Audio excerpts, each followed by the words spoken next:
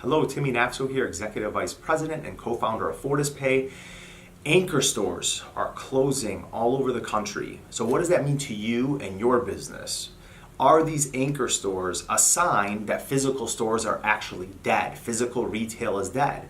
And there's a lot of philosophy, and we've talked about this several times. We've talked about what's happened to Toys R Us. Right now you're watching Macy's. They've suffered a huge nosedive. They expected that they were going to have a ton of earnings that did not happen. You're watching Sears. They're on the brink of bankruptcy.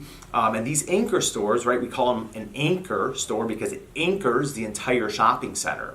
And what that means to small and mid-sized businesses like ours, like yours and my businesses, is this concept that if I went and signed a lease, and at the end of that is a particular large, in a mall or something along those lines, or in a strip mall, I'm in a situation where I signed and I'm paying that rent because that anchor is so powerful. So if Sears is the anchor store that is bringing all of that foot traffic, what does it mean if they left? Well, number one, most of us, if we're smart enough, we have negotiated with our landlords this idea that if the anchor leaves, my rent is going to be decreased, right? That's very important because now my foot traffic is going to decline severely.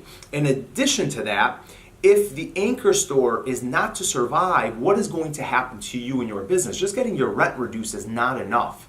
So what you have to do as a small and mid-sized business owner, if you are relying on an anchor, is start to identify, are these folks going to be around? What is their shopping experience like? Because we cannot count on their business practices to drive our business practices. Furthermore, the other conversation that's happening with physical retail is what would die and what wouldn't die, and can we ignore this?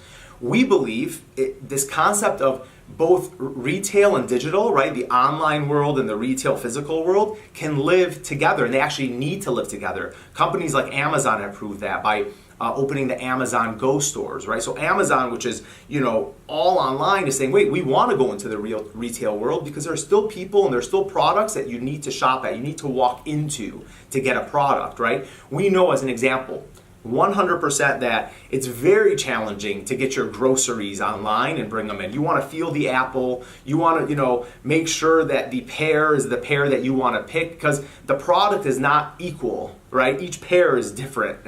Each apple is different. Each orange is different. The bag that you pick up is different. So that's very hard. A coffee shop, right? Yes, delivery is happening, but coffee geographically needs to be in a convenient location to get you your coffee quick. So you may as well have that be a retail, quote unquote, experience as well, where people can walk in and so on and so forth.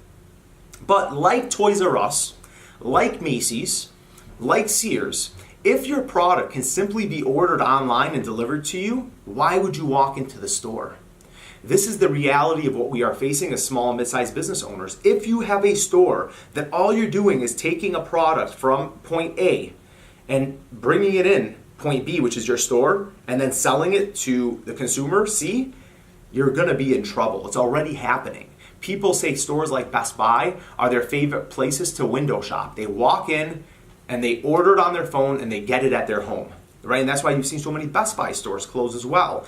Everybody's trying to reinvent themselves. What did Best Buy do? They have Geek Squad. Why? Because they're trying to be more than just a store that sells product from point A through to point C to the consumer. Very dangerous for them.